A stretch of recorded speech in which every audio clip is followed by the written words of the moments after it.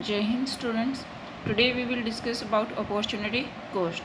So opportunity cost, as name shows, opportunity cost is the cost of availing one opportunity in term of loss of other opportunity.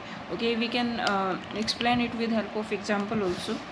For example, we are having 1 acre land. Okay तो एक एकड़ जो अपने पास land है उस पर हम क्या कर सकते हैं, क्योंकि रिसोर्सेज, अब देखो लैंड के डिफरेंट यूजेस होंगे because resources are having different uses, ठीक है।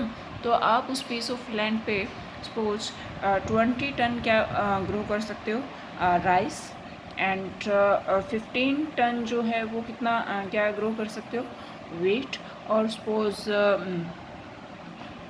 10 जो टन है वो क्या ग्रो कर सकते हो, बाजरा, ठीक है। तो इसका बेस्ट यूज़ क्या होगा, आप इस पर क्या ग्रो करना चाहोगे इस पीस ऑफ लैंड पे, तो बेस्ट यूज़ ओब्वियसली आप क्या ग्रो करोगे, राइस, ठीक है। तो अगर राइस ग्रो करने के लिए आपने जो सेक्रीफाइस किया है वो उसका नेक्स्ट बेस्ट यूज़ क्या था, 15 टन वीट, ठीक है। तो अब आपसे कोई पूछे कि 20 टन राइस ग्रो करने की कॉस्ट क्या थी, अपॉर्चुनिटी कॉस्ट क्या थी, मीन्स आपके पास दूसरी अपॉर्चुनिटी क्या थी, वो वीट को ग्रो करना, तो आप क्या कहोगे कि 20 टन राइस को ग्रो करने की जो अपॉर्चुनिटी कॉस्ट है वो कितनी है, 15 टन वीट, ओके। तो ये है अपॉर्चुनिटी कॉस्ट। इसमें और भी एग्जांपल आप ले सकते हो। फॉर एग्जांपल अभी आप क्या कर रहे हो, स्टडी कर रहे हो, ठीक है। तो अगर आपसे पूछे स्टडी करने की अपॉर्चुनिटी कॉस्ट क्या है, तो आपकी अपॉर्चुनिटी कॉस्ट क्या होगी, इस टाइम पे क्या पता आप पार्ट टाइम जॉब भी कर सकते हैं, फुल टाइम जॉब भी कर सकते थे। सपोज आप 5000 पर मंथ क्या कर सकते थे, जॉब कर सकते थे। तो आपकी स्टडी करने की अपॉर्चुनिटी कॉस्ट क्या होगी, क्या आपने सेक्रीफाइस किया है, 5000 रुपये, जो कि आप जॉब से क्या अर्न कर सकते थे, ठीक है। तो वो क्या हो जाएगी, आपकी स्टडी करने की अपॉर्चुनिटी कॉस्ट हो जाएगी। नाम से ही पता चल रहा है एक तरह से एक अपॉर्चुनिटी को अवेल करने के लिए जो आप सेकेंड अपॉर्चुनिटी छोड़ते हो ना, उसकी वैल्यू क्या हो जाएगी, अपॉर्चुनिटी कॉस्ट हो जाएगी। ओके, आई होप आपको समझ आ गया होगा। इसके आप 2-3 एग्जाम्पल बनाएंगे और मुझे सेंड करेंगे। Now marginal opportunity cost, marginal opportunity cost is the rate at which output of one commodity to be sacrificed for the output of additional unit of another commodity. It is same as marginal rate of transformation actually. ये क्या बताएगा कि देखो total marginal opportunity जो cost है या simple opportunity cost इसको बोलते हैं आप, वो क्या बताएगा सिंपली कि एक कमोडिटी की टोटल यूनिट प्रोड्यूस करने की अपॉर्चुनिटी कॉस्ट क्या है, सिंपल, ठीक है। और जो मार्जिनल अपॉर्चुनिटी कॉस्ट क्या बताएगा कि आप एक कमोडिटी की एडिशनल यूनिट को क्या करते जा रहे हो, प्रोड्यूस करते जा रहे हो, इंक्रीज करते जा रहे हो, ठीक है।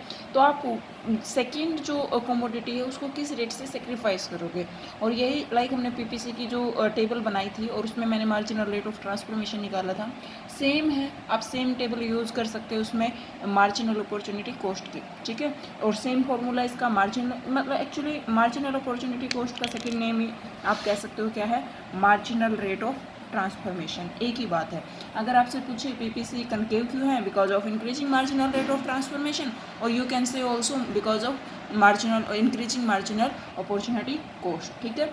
तो सेम थिंग है ये चीज़ें, और ये हमेशा ही क्या होती है, इंक्रीजिंग होती है। दोनों का फॉर्मूला सेम है, it is ratio of change in loss and change in gain, ठीक है।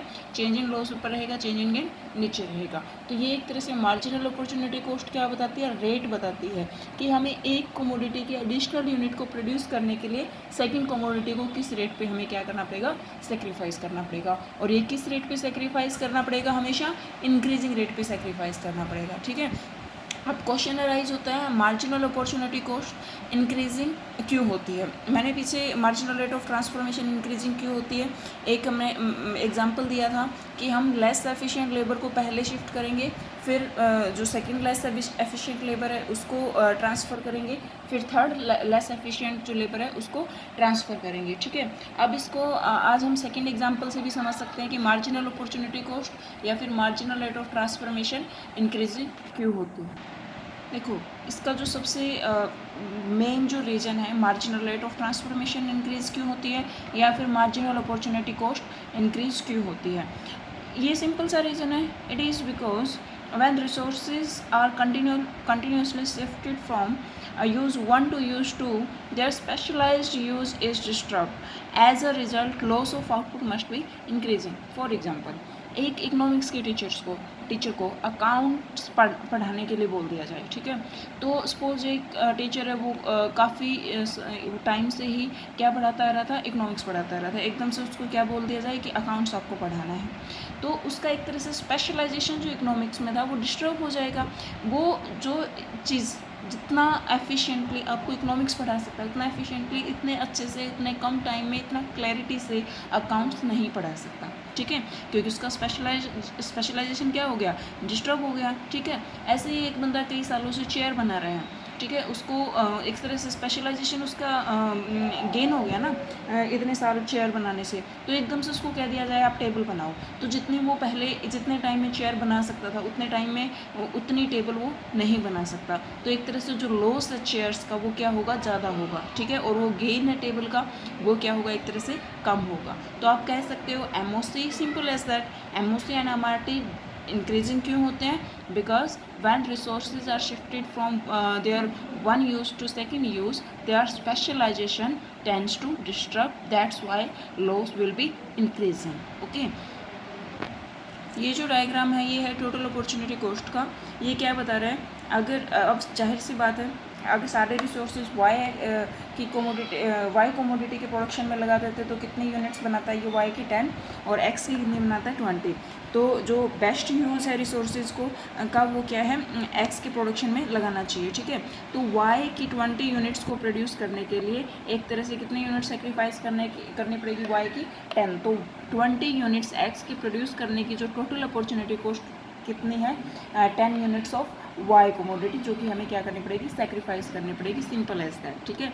तो एक तरह से टोटल जो अपॉर्चुनिटी कॉस्ट है वो क्या बताती है कि टोटल एक तरह से सेक्रीफिकेशन बताती है, सेक्रीफाइस कितनी हमें यूनिट करनी पड़ेगी एक पर्टिकुलर कोमोडिटी को प्रोड्यूस करने के लिए। एक अपॉर्चुनिटी को अवेल करने के लिए हमें सेकेंड जो अपॉर्चुनिटी है जो भी हमें छोड़नी पड़ती है, सेक्रीफाइस करनी पड़ती है, वो क्या हो जाएगी, अपॉर्चुनिटी कॉस्ट हो जाएगी। इसको एक तरह से ये भी समझ सकते हो आप कि जो सेकंड डेफिनेशन है, opportunity cost is the value of a factor in its next best alternative use. Means best जो अल्टरनेट जो ये देखो डिफरेंट यूजेस होते हैं रिसोर्सेज के, हमने बेस्ट जो यूज़ है वो तो हमने अवेल कर लिया, सेकंड बेस्ट जो यूज़ है वो हमने क्या किया, सेक्रीफाइस किया है, ठीक है।